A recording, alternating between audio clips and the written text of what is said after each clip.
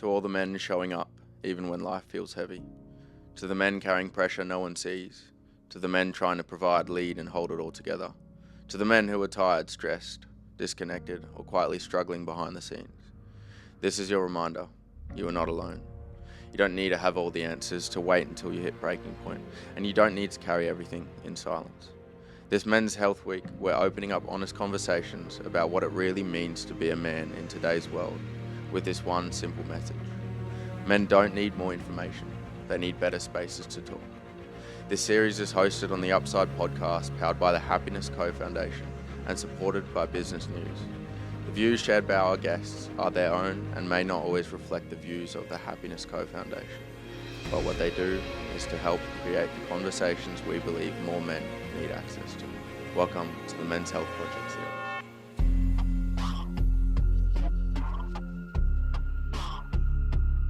Welcome to Leadership Conversations from the Heart, a podcast by the Happiness Co Foundation, where we create space for real, honest conversations about leadership, life, and what it truly means to be human. This series forms part of Men's Health Project, grounded in a simple belief: men don't need more information. They actually need better spaces to talk. Today's conversation is one I'm genuinely been looking forward to. I'm joined here today by Dr. Richard Pace, a respected Australian business leader known for his work in the pet food and dog food industry, and someone who has built a remarkable career defined by resilience, discipline, and long-term thinking. But beyond business, Richard is also someone who deeply understands the importance of giving back. Through his generous support of the Happiness Co Foundation and our Happy to Help program, he's actively contributing to challenging lives, providing support to those who need it most, often before they reach crisis point. His story has also been captured in the biography, Keeping Pace, which offers a powerful insight into a life shaped not just by success, but by persistence, by values, and by perspective. Richard, welcome. Thank you, Morris. It's an absolute pleasure and privilege to have you here. I'm going to say that again. My mouth's not working this morning. It's an absolute privilege to have you here. Thank you. So, Richard, I'd love to start simply. And when people hear your name, they often think about business success. But who is Richard Pace beyond the title? Beyond the title, I'm a husband, a grandfather, a father, of course, in between. I hope I would describe someone who loves life. So I guess that's pretty simply me. That is a lovely share to start with. So thank you. And of course, for those of you who are listening, Richard, of course, is an amazing uncle as well. Two amazing humans who I have the pleasure and privilege to call my friends, but also my work colleagues. And that, of course, is the founder of Happiness Co and the foundation, Julian Pace, and his sister, Monique Pace, who is the manager of the Happiness Co Foundation. Two wonderful people. They are absolutely gorgeous people. So take us back to the early days. What shaped your mindset growing up?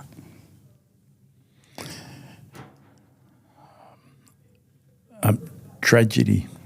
The first 18 years of my life, I lost two sisters in a car accident when I was 2. The parents came out from Egypt and they were struggling here. Language, I was a short kid, got a bone disease when I was 4, couldn't work properly, spent the 7 out of the first 15 years in hospital. And my life, and some parents breaking up, and tragedy, and even my father died in a tragic way when I was 16. So I would describe it as tragedy. So sorry to hear of that. And here you are, many years on, living hopefully a very happy, healthy, and well-being life. Nobody has a better life than me. That's lovely. Nobody. Thank you so much. The title "Keeping Pace" is powerful. What does that mean to you personally? The book, etc., the title was given to me by a very dear friend I used to work for when I was 18. Is still a very dear friend.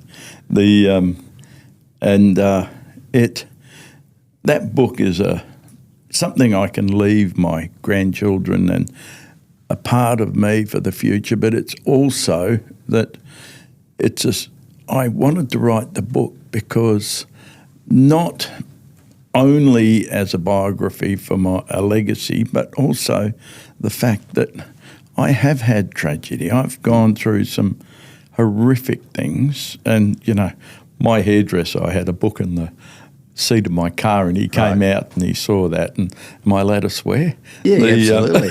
Be your authentic self. He's been cutting my hair for years. He saw the book in the front and he said, "I want one of those." So I gave it to him. He rang me back the next day. He says, "You're a prick." I made that. I softened that. "You're a prick, Pace." I said, "What's the matter?" He said, you've got to give out a box of tissues with this book. The first 20 pages, I was in tears. And I said, well, that was my life. However, even through all that, I have had the best life. So that's what I wanted to share with the world, is that there's a lot of shit in life and there's a lot of stuff that come your way, but you can get through it. Yeah. And usually at the other end, a lot stronger and a lot better. Yeah. That's at the heart of that is, of course, the notion of resilience. So knocks you down, you pick yourself back up, and your introduction to yourself, you spoke, of that, the loss of, of people that you cared for in and around you. And I love the notion of supplying the tissues of the book. I'll have to get myself a box as well. There's a book in everyone, isn't there? Oh, look, everyone's got a story. Yeah. Everyone. Okay, I've got this story, but somebody else has got a story. And, and some are tragic like this, but some are simple, but they're all still stories and they're all still profound. Yeah, very much so. So again, keeping pace. I mean, the term pace itself in Italian is? Pace, meaning peace. Is peace, correct, yeah. Julian keeps reaffirming that. And the colour of peace as well, which is this beautiful blue turquoise, is part of our brand. He's really grounded in that. So you mentioned Egypt. What's the connection to Egypt? The name Pace or Pace originates out of Malta. Right. Okay. And hundreds of years ago, and my descendants made their way from Malta to Egypt. And my father was born in Alexandria, mother in Cairo. And I believe they ended up in Egypt to build the Suez Canal. All the expertise came out of Europe Correct. to build the Suez Canal late 1800s. And I believe that my family's descendants ended up in Egypt to build the Suez Canal through Italy for a few years. Yeah. I don't have details on that. Yeah. This is just what I believe. Yeah. And so my mother and father were in Egypt, and my father spoke 12 languages, very multicultural. My That's mother impressive. 7. Yeah, it's impressive. Yeah. Over there, so very because of all the cultures that came, of course, the expertise, of course. And then they were the year before I was born.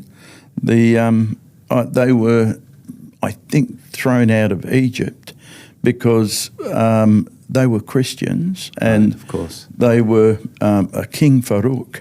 in those days was trying to just make it a Muslim country, which he succeeded in doing by exiling all the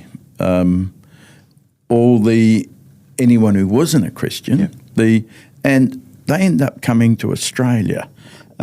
Excuse me, and I've been to Egypt a number of times, and my elder sister didn't have the best relationship with my father. Right.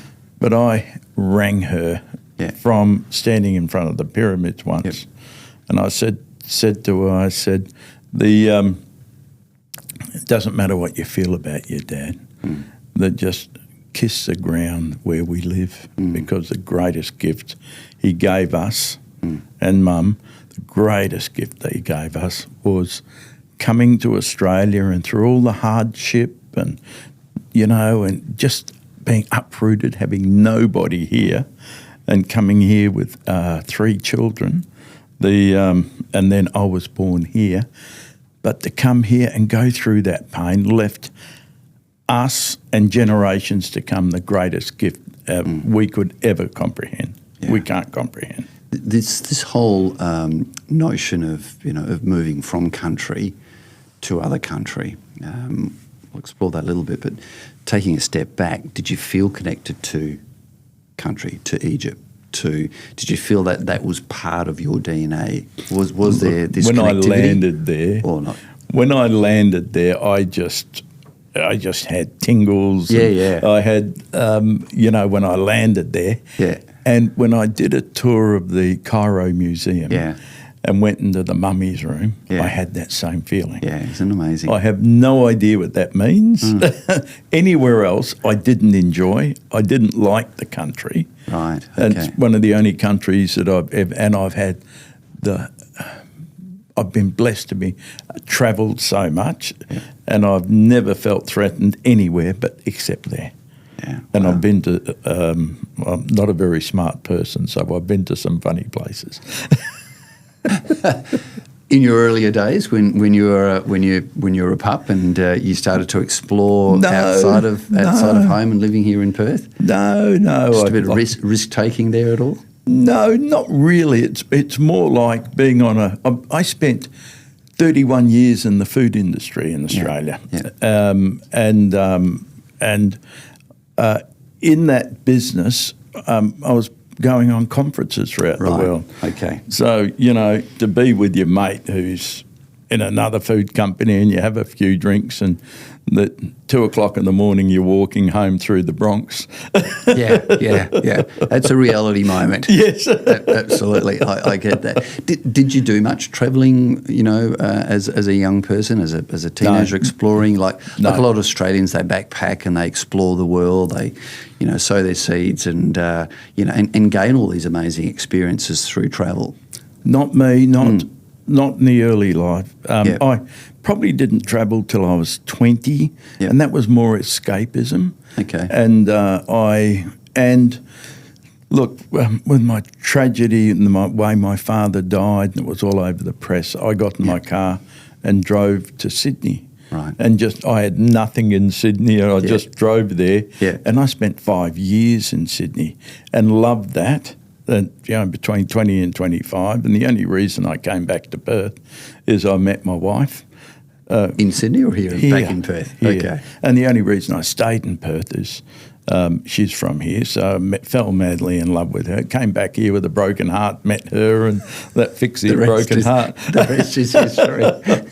You're at peace with your heart. And the heart is such an amazing organ. It represents so much in the body and does so many things, but the notion of when it is broken, how do you fix that heart? And you've had loss, you've had experienced significant tragedy with the loss of family and father and brother as well, and to be able to fix that is what are some of those tools in that tool bag for you to fix your heart? What did you do at that stage? So you found the love of your life. Was that what it was that actually enabled you to write yourself back into?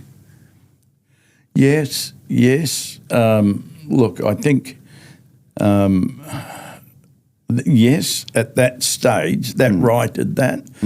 But, you know, with other tragedies I've experienced, really, you've got to go through it. The, you know, tragedy's tragedy and pain is pain. You talked about the loss of my brother. I mean, I remember going to his funeral and crying like a little baby and my whole chest heaving and everything. And that's how I felt. You know, I loved my brother. I missed him.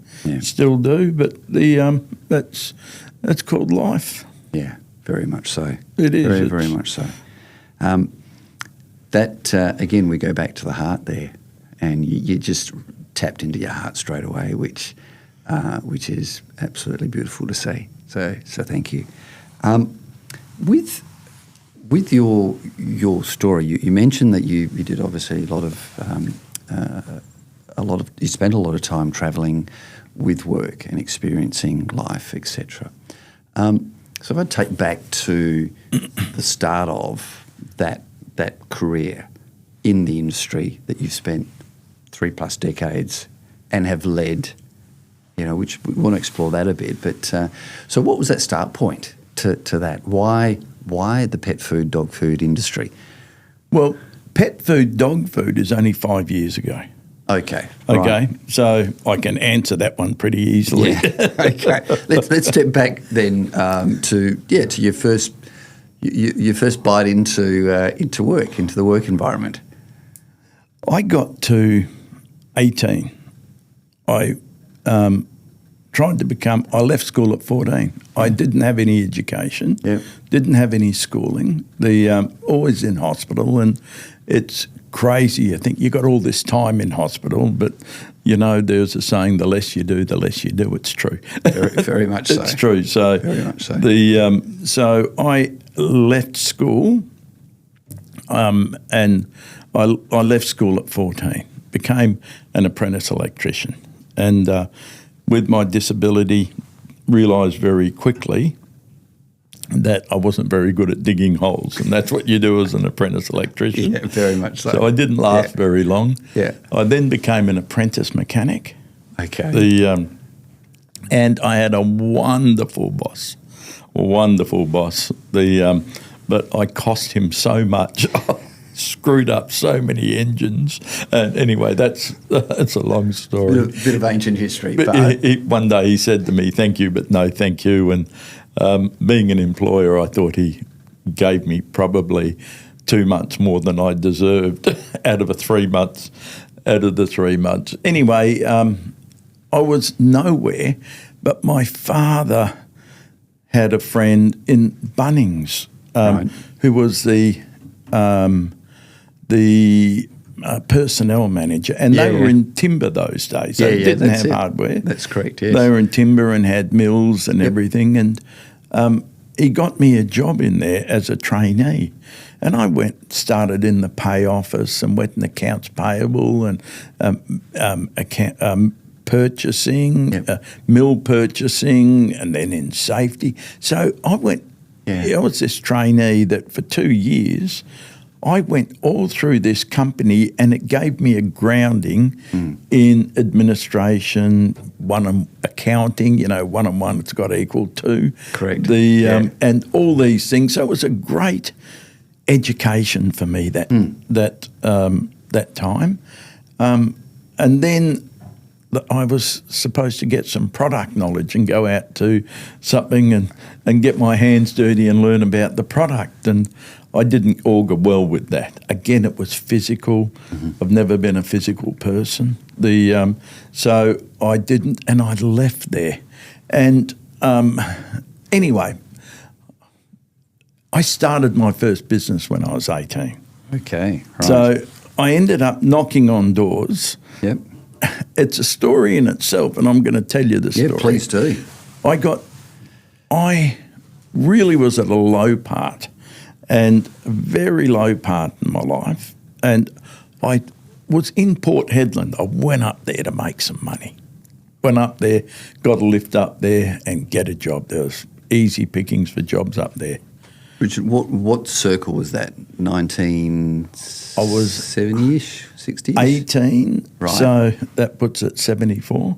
Okay, cool. Okay, so 74, get up there in Port Hedland. Yep. In Port Hedland, staying in a That was the friend's Wild West at the time. caravan. Yeah. And hot. And Yeah. the only entertainment was the Port Hedland Hotel. Yeah. And I don't. You said I could swear. Yeah. And my view of Port Hedland is it's not the arsehole of the world, but you can see it from there. Okay. So in those days, so it was horrible. I rang my mother and said, I can't send me some fare, and she was a pensioner, and get me a plane fare to come home. So I come home, and I had nothing. I did a course through this place called Focal, which really did me a world of good. Okay. Probably 6-8 months before, and they had a night where everyone gets together. Yep. I had enough bus fare to get there, not enough to get home.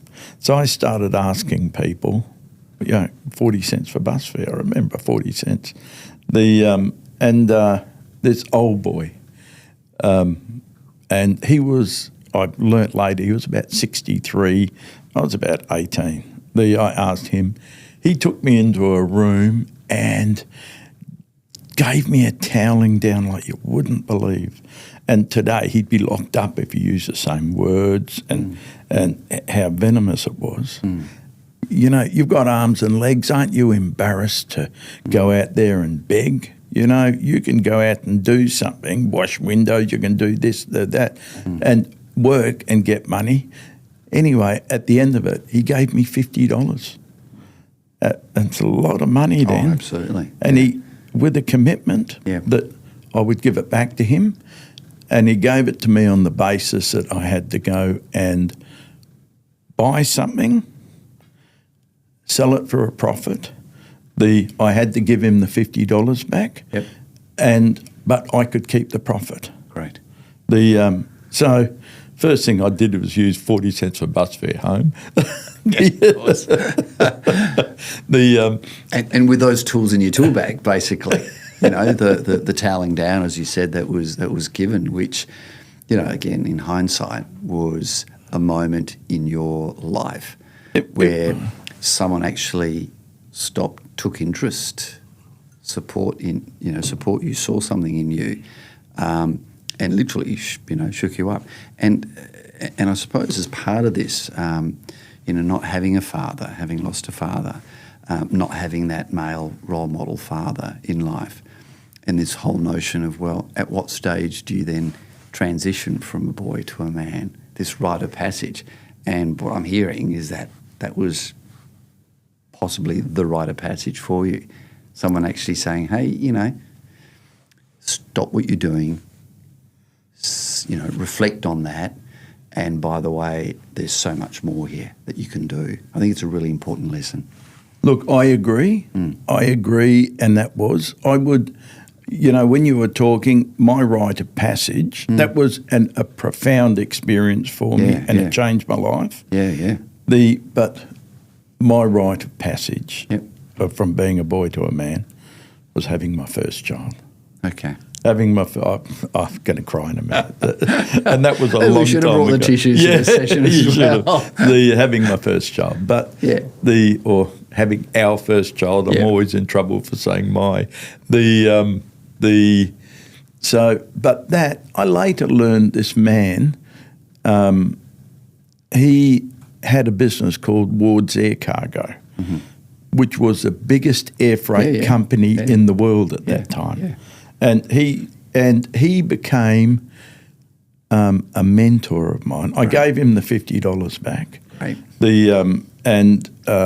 $50 back. And when I went to Sydney, bumped into him, and he funded bringing the first digital watches into Australia. Yeah.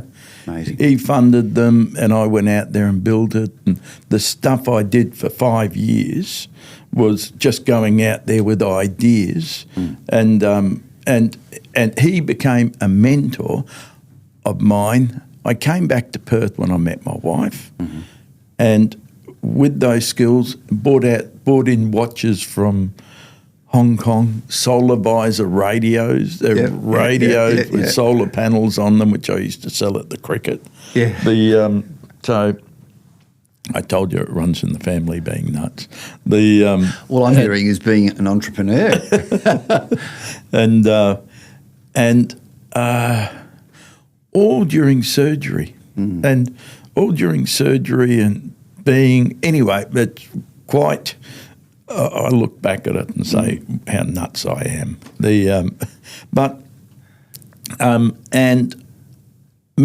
Meeting my wife made it no fun, or not no fun, serious. Serious. All of a sudden, you had to grow up again. Had to grow up. That notion of a rite of passage from from kid to adult now. Yes. It's no longer boy to man. It's now kid to adult. You mentioned previously, the birth of your first child, meeting your wife, being responsible, accountable to someone else apart from yourself. That's my food company. Yeah. My wife's name, Val. We wanted to have a child. We lost her father pretty quickly after we got married. I always joke that he couldn't stand me as being his son-in-law, so it killed him. But it didn't. He was a great mate. He was a great mate. And he died 3 months after we were married, and that broke both of our hearts. Sure. And it made us want to have a child. Brought you closer. Brought us closer, and wanted to have a child, and which was beautiful. But at that time, I just started the food company. Just started with money I borrowed, so I had nothing. So and we just bought our first house. So you had debt, or did you buy it wholesale? You had debt, and you had.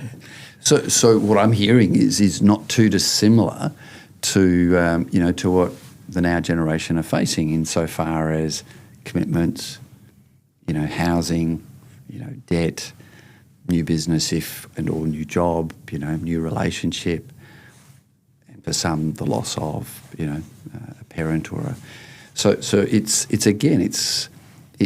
not new. What the story you're sharing with us, it's not a new story. It's what I'm hearing. It's grounded. It's grounded in a couple of things. If you wouldn't mind allowing me to share, in deep respect and love. Through tragedy, adversity came hope, and through that, happiness and opportunity, and embracing life through that adversity. Which you could have gone a different path to what you did. Yeah, that's right. And what you have. That tragedy manifested in our first child, and I always wanted to have children. Val didn't. Yeah, but. After that, she did. So and if I look back on my whole life, because my life just got better and better and better. I'm 70, and nobody has a better life than me. I'm also fitter and stronger than at any time in my life. How many people can tell you that at 70?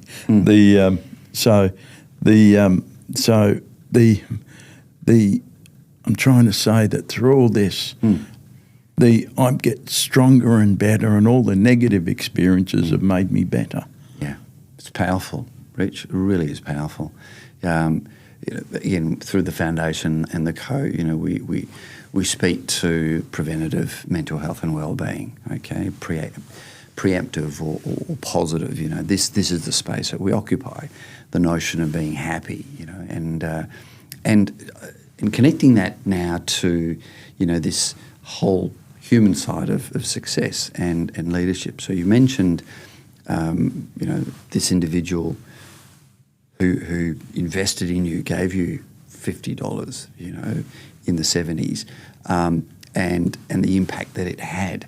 So you're starting to create this sense of self, but also a sense of worth, insofar as how you got to stump up, how you got to show up for yourself and family, etc. So that's leadership. that starts to form the leadership, in fact, the formative years of your leadership. How do you see leadership? What is it for you leading a business now? And just we'll talk a bit more about your business in a minute. But how do you see yourself demonstrating leadership? What does that actually mean to you? I've never actually thought myself as a leader. Okay, never actually. I saw myself as a conductor of an orchestra. I got told years ago, you go and sit in front of an orchestra, and everyone are very capable musicians, very capable. But only one needs to be out of tune, and it sounds awful. It's shocking. Absolutely. It sounds awful. So my job is, and as a young man, this wasn't my concept. This was a lot later. I see myself as an orchestra conductor, where people come together and work in an environment, and my job is to get the best out of them for them and the company. Yep. Fair call, because when an orchestra isn't playing well, you know it. Yes. It show-ups, and we refer to that as performance, so it shows up in performance. But what I'm also hearing is you're allowing them the space, so you're actually, trusting them in your business to do what they're employed to do. One of the most, I tell a story in the food company I had for 31 years, and that took me 27 years to become an overnight success. I had no training, I just did and dealt with the consequences, which is really nuts. But the food business kept growing and growing, and it got that big. It was supplying nationally, and health departments, and lunch bars, schools, hospitals throughout the country. And it kept evolving and growing, which I loved, by the way. Because I love a new challenge all the time. That's why I was in it for so long. But it then became like a noose around my neck, because I didn't know how to manage. And I was micromanaging everyone and everything, causing people to lose. I didn't give them space. And I got introduced to this workshop once, and in the 27th year of that food company, where it came out of England, and a friend of mine introduced it through the chamber, the most valuable lesson in management that I ever got. And that was to get the right people in jobs, get the right people and let them do their thing and bring their skills to bear, measure them and reward them for performance. And but measure them, so, for everyone, but let them do their thing. Let them bring to bear and I never forget my storeman in Cannon Foods. He always was in trouble, always losing his temper, always speaking to people badly, and he gets grumpy. He was intolerant with mistakes, but he cared so much, and he'd upset the girls in the office and everything, and I'd call him in the office, and his name was Timmy, great fella. Timmy would come in the office, and I'd sit with him and say, "Timmy, what's going on? You can't talk like that. They're people." And he would break down and start crying. He was older than me, and we'd be in our arms in the office hugging, because he just cared so much. He was so passionate. He was about doing the right thing in his and taking job. that, the terminology of now and has been is accountability and responsibility.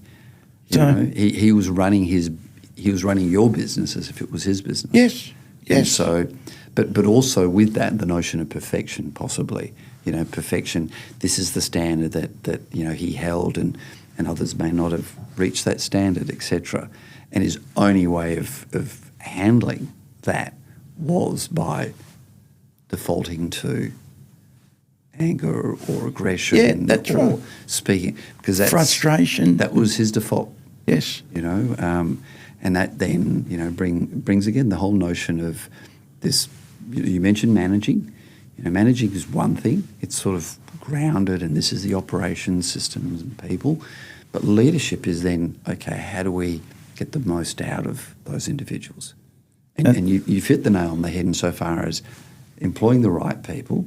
So by that, and there's a whole conversation around what right is, but the people who have got the skill set, but also who are committed, who have this passion, who understand what you're trying to achieve and grow the business and are there to support that. Also, somebody who wants to achieve something in their own lives. Beautiful. Yeah, absolutely. The most rewarding people I can employ, and I won't talk about people personally, but I have one in the company, just out of jail, made a heap of mistakes. Yep. And he's got a management position. He joined me just as a labourer, and he's worked his way up to a management position in a couple of years, and he's challenging himself and is struggling. He's come out of jail and he's trying to assimilate to being back in life, and he's got a couple of kids and he's got all these challenges, but he's taking them on and he's trying. Now, I love seeing that, and he will win unbelievably, and I will get more than that than making the next $10 million. Absolutely. Giving another person a chance, and this is, again, echoing that situation, 18 years of age, this mentor of yours that That's gave you true. 50. Yeah, I never put that together. Well, hey, Rich, this is why we're having this conversation, brother. Because you got another good book in you. The latter life of, this keeping one's pace. 10 years old. Exactly. And if you haven't read it, go out and read it because it's an impressive book.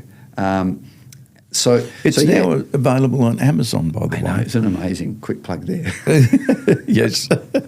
And this is you actually verbalising that at age 70 is amazing in itself. That.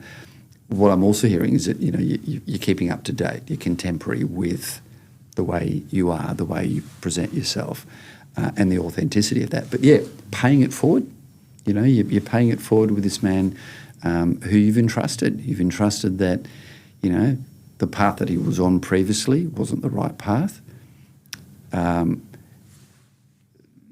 once said, that there aren't bad people in life, but there are people who make bad mistakes.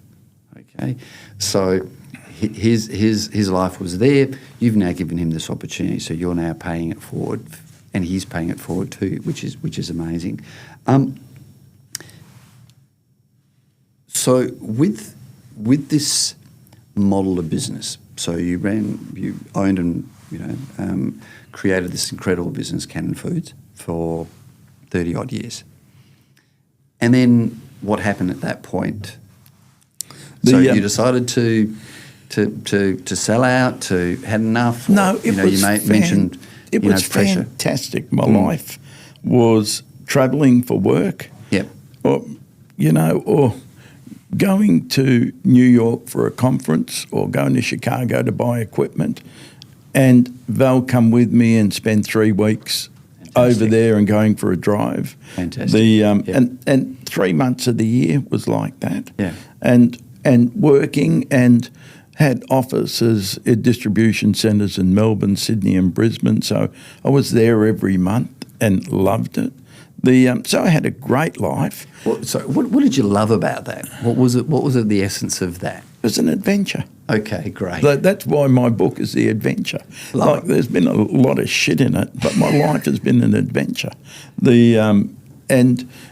So just to open an office in Sydney, Melbourne and Brisbane, and to go in there and to see all that happening from something that you started where there was nothing, it was a concept out of your head. It's quite rewarding. So it's incredibly rewarding, Richard. Except I nearly went broke 4 times in Cannon, and the last time I sold everything, the house, everything we'd accumulated at 58 and put it into Cannon Foods. I made a mistake. I expanded too quickly. I built factories, built homes on the river, and I did it, and I even made a bigger mistake, told my wife to go and spend whatever she likes in the house. There's a reward to all the hard effort. I mean, ultimately, and this is interesting because in your 50s, this is where it's happening, where you've created this wealth, you're successful, but yet the realisation is that you literally could lose everything because of a decision that was made. And I did lose everything, except the company. I still believed in the company's potential. Yep. So I sold my home, investment properties we had, everything. Everything, the factory, I sold it to an investor and put it in the company and paid all my creditors, 100 cents in the dollar. They could have gone broke and kept my house, but I paid because I still thought there was opportunity, and I thought, I don't want to avoid people in the street. Made a lot of friends around the country, and I want to be able to look them in the face and say, I screwed up, got no money, but I did the right thing. Anyway, that turned out to be fantastic for me because all of a sudden I had credit unlimited in the industry. Of course. And because they trusted me. I was going to say, the trust was there. They and trusted me. Yeah. And with that, with the learning on how to manage and going through that and getting the right team around me, the company turned fantastic. It was great. However, the one concern I had, I nearly went broke when I was 48, 50, and then from there it was a gradual growth. But then I'm 58. The company's going great. And I didn't have any kids in the business. I had nothing. There was me. Company was doing very well, had profit. But it didn't have a future, and I don't know if I could have gone through that shit to get it out of the shit again. Yeah. 4 times over that 31 years. Yep. So, and somebody gave me an offer. It was doing that well. Somebody came in and gave me an offer, and it was enough. Yeah. I couldn't spend that for the rest of my life. It was enough. So at that point, because again, there are multiple individuals in life who go through these similar stories of boom and bust and loss and gain. So you weren't looking for an out at the time. The business was doing well. There wasn't a successor insofar as a family member, which is again very traditional, to your upbringing, etc. So an opportunity arose, and you went, Opportunity came along. In fact, somebody through a friend of mine in South Africa, a South African friend had a friend in South Africa who wanted to come into Australia, and he started that thinking, and his friend came in and started doing inquiries to buy it, but he offered me, it was still a good number, but it was still not what I felt it was worth. Yeah, fair call. But I got some advice from a guy I'd known for years who sold businesses and professionally, etc. And I didn't know what EBITDA was before then, and all these financial numbers. Yep. So he was helping me with these, and after that deal fell through, he said to me, I reckon I could sell your business. Are you interested? I said, look, I'm not going to give it away. If something comes along, we'll look at it. And something came along. I had 4 offers in a very short space of time. And it's amazing, in essence, when you put stuff out to the universe. Okay, the universe now knows that you're ready. You're ready to for the new adventure. Well, and that adventure is to sell the business. New adventure, because we haven't even started talking about the pet food as yet, which is your here and now business. And your philanthropic piece, which, again, we're so grateful for. So opportunity arose, sold the business, and then Richard he was a man of leisure. He had No, I was supposed to be general manager of the business for a year. Okay. Yep. A year, but within the first month, I fell out with the management. Yep. And they were going out and spending millions of dollars without even asking me or talking to me, and I'm supposed to be on an earn out, and they really didn't know what they were doing. However, they paid me, and within a month we fell out. Okay. Now, all that was happening, and a very dear friend of mine came to me. There was an idea that was coming out of Curtin University. Yep. It was coming out of Curtin. Young guy from Curtin developed a drone. Yes. And wanted to market it. So I bought half of that company. It needed money if it would fold up before the ink was dry on that contract to the food company. And then when I left Canon abruptly, yep. I went and managed a drone company and ended up for 12 months developing a drone that did surveying and, yep. and travelled the world had distributors in America, China, Germany. That's a significant pivot from, but fundamental to that, okay, the tools again in your toolkit. Okay, product knowledge, ability to understand the bottom line and, sale and, distribution, product, self-management, relationships.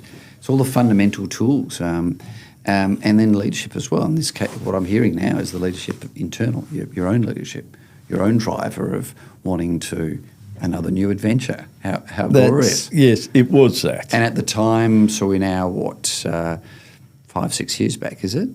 10. 10 years back, okay, where drone technology was literally just very new and yeah. It was opportunistic. It was amazing, yeah. I bought the first cheap digital watches in the country and solar radios. And, so it sort of took me back to those days and I loved it.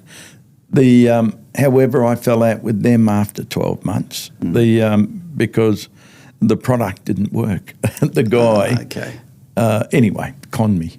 Literally conned me, and I left it very disappointed. And Val said to me, she said, "Why are you working so hard? Why are you getting so upset? We don't need it anymore. You spent your life fighting. Okay, it's a mistake. It's not going to change your life. So it's no drama. It's not Canon Foods where we lose everything. It's apart and just that's it." So what I'm hearing, Richard, is this personal driver of who you are, okay? And you mentioned, this colleague who, who was so passionate within your business and, you had this experience consoling him and guiding him, etc., to giving a second opportunity to a man who's just come out of prison, etc., selling your business, driving that whole beast, and that beast is you. The beast that is. It's an amazing individual, and with that drive and the passion, and you personalise it. You personalise this business as your own, as how you would drive yourself, your own business, etc. Again, towards a better outcome. So when that disappeared. And by the way, I walked away from everything, directorship, running it, but I kept the shares in the company. And now it's a public company and we're the biggest shareholders. So that is... So there was a positive outcome. There's a positive outcome in that, even through that negative. So I'm sure Val's going, thanks for that. But the lesson there again, investing wisely, and getting, I'm sure, guidance and having conversations with trusted, people, trusted advisors around you, which is, again, so important in business, but also in broader community. This notion of connectivity you mentioned numerous times, close friends, advisors, etc. Having people around you, the right people around you, and investing time, effort, and energy into that. And I think that's my biggest skill. Yeah. Throughout my life, Yep. whatever I've needed has been attracted to me. Yeah. I attract to me. Yep. I was going through a really bad time when I just built another new factory for Cannon Foods. And I just had major surgery, and I met this old guy in the pool again. He turned out to be Sir James Sampson, and became my chairman of my company. Going through bad times, he rocked up and left a cheque at my reception for $100,000 and said, "Give it back to me when you got it." How many people do that? Yeah. And the responsibility I had until he gave it back. So I wouldn't be me if it wasn't all these people that invested in me. So I'm a sum product of them. 100. That's beautifully summed up. Summation there. The sum of your experiences, and this is what I'm hearing in regards to your leadership style as well. That you're the sum of the experiences that you've lived through. You know, the struggles, the adversity, the businesses that you've owned, operated, invested in, to now Nutrimate, which is in between that.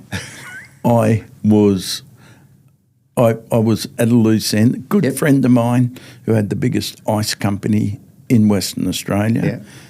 He said to me, "I'm getting old. You run your business," his words, "from the office. I've always run it from the factory. And I'm ready to retire." He was older than me, but my sons need more of what you do. The business need more of what you do. A guide or a mentor or... I end up working with them for 12 months, and not heavily, but it's a time I loved. And they were in Geraldton. I used to fly up to Geraldton, spend the night, drink all his good red wine, laugh, have fun, and worked with his sons, who are still dear friends of mine. Yeah. Still dear friends of mine. So I did that, and then during COVID, and I had a factory with Cannon Foods. I made a mistake. I owned the factory that Cannon Foods operated from. Yep. And the mistake I made was only got a 3x3x3 lease instead of a 10x10x10. They moved out after 3 years. And that's a long story, which I won't. So I've got an empty factory, which was too big for Western Australia. Cannon Foods was a big company for Western Australia. Yeah. Food manufacturing. We don't manufacture food in this state. And it was empty, and I couldn't lease it, I couldn't sell it, I couldn't rent it, costing me a lot of money empty for 4 years. So literally a white elephant there. A white elephant, just draining our resources. Yep. And nobody buys a factory without a tenant unless they want to use it. There was no businesses big enough in WA to use it. So I was working for a friend's salad company who was going broke during COVID. And I was talking to the trade and helping him, and he survived, and I was really proud of my input into that, and he's thriving. And I was looking for opportunities,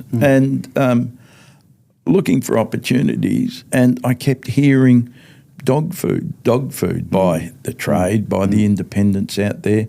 There was a manufacturer in WA called Protopet Dog Food and Tucker Time, two very strong businesses that were bought by a Queensland company, and then the Queensland company was sold to a venture capital company who then sold to Chinese for a monopoly. The number was huge, over $1 billion. It was that big. But then shut down all the factories around Australia, moved it all to Queensland. Right, okay. Changed the process. Yep. And everyone was complaining about the product isn't what it should be, isn't what it should be, et cetera, et cetera. And also the railway line, remember you couldn't get food in WA, the railway line was down, it was flooded and all that. So there was nothing on the shelves. And I had an empty factory. I had somebody who wanted 40% of it. And I thought about it, looked at it, and I thought, well, what else am I doing? And then decided probably November 2020 to go into it. and then started looking for machines. And I spent the next 7 months buying equipment during COVID. And it was great. It got me out of the house. We lived in an apartment, and Belle said to me very early, we were in lockdown, that one of us are going to end up in the footpath and it's not going to be me. So it got me out of the apartment, and also got my brain ticking. Yeah. So I was doing that. One of the great things, and dog food, there was an opportunity. Also, I spoke to the trade here who I knew. And again, trusted you, and you trusted them, and yes, and they had the thumb on the pulse of what was happening, and correct opportunity, and my best definition of luck I've ever heard. Luck, when you get lucky, is when preparation meets opportunity. Absolutely. So I was prepared. I was in the food industry. I knew how to make food. I knew the processes, and I thought, what an opportunity. I've got a food factory to go out there and promote the business as making dog food with the same standard as people food. Yeah, wow. And in the roles. So I was doing that. One of the most wonderful things that happened very early on was Ryan, my son,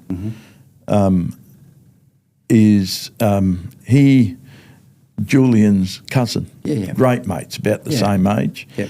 He developed epilepsy at 25. I don't know where from, and really screwed his life. The most wonderful thing that happened is that he couldn't drive, couldn't get full-time work, and with epilepsy, and I needed somebody as a trades assistant for the fitters. So he came in to help, and it stimulated him too. And he came in to help, and he developed a love for the place. He was its first production manager, ran the factory. Now, 5 years in, he's a sales manager, the national sales manager. So proud of him, and the joy I get from. And 6-7 months ago, our daughter, who's an accountant, joined us. Oh, okay. And I go to work every day today, and I kiss my 2 key staff and give them a hug. And my life doesn't get better than that. So so I jumped from starting it to now, but there's a lot in between. Oh, that's a whole nother podcast in itself there, Richard. And we'd love to explore that, maybe another opportunity. But what I'd like to do is, we do need to close out. We could sit here for another hour. Have I been talking for that long while? We've been having an amazing journey, and it's difficult. It's difficult in an hour to capture such a history of an individual, and that's in part why I let the conversation just go with where it is, because through the conversation itself, what you've shared, there are some very, very strong messages about passion, about dedication, about trust, about respect, all key values of an authentic leader. So you're nailing it in that regard. This paying it forward this paying forward notion, really powerful, really, really powerful. And again, to your children, providing them the opportunity. But it's one thing providing the opportunity, but people have to stump up, perform, deliver. Notwithstanding family, friends, etc., etc. The commitment there, which is amazing. And then, we talk of legacy, and Julian speaks to legacy all the time. So, what's one thing you'd like people to remember about you, who you are, who you were, not what you actually achieved? What would you like people to know of that, of you, to remember you? I love life. I love life. Beautiful. I do. My life gets better. I was in New York 4 weeks ago and Philadelphia speaking at a world conference as a guest speaker. I come back, I went to Malaysia to launch Nutrimate in Malaysia, and then went to Shanghai to bring new product into Australia that will go into Woolworths next week. I mean, every day of my life is an adventure. Yeah. And on that note, we'll remember you now and future as the wanderer and as the adventurer who continually creates. And considering this is Men's Health Week and the Men's Health Project that the Foundation has created, and part of this, the podcast series is part of this, at the heart of that is advocacy, is education, and is connection. And what I'm hearing through your story this morning is that in the face of adversity, there are opportunities. You know, we speak to resilience, you've got it in spades, and you continue to build your resilience to the point now at your age where you're the healthiest that you've been, okay, which is amazing. Plus also you're not slowing down per se. You know, there are these other opportunities, but you're also bringing people around you and supporting those people, but they're also supporting you. They're bringing joy to you and to your life. So, Richard, thank you. The conversation we've had today has been an incredible journey of an incredible man's life. Not just for your time today, but for your honesty, your perspective, and the way you lead through both action and contribution. Your story is a powerful reminder that leadership isn't just about what we build. It's about how we show up, how we navigate life's challenges, and ultimately how we give back.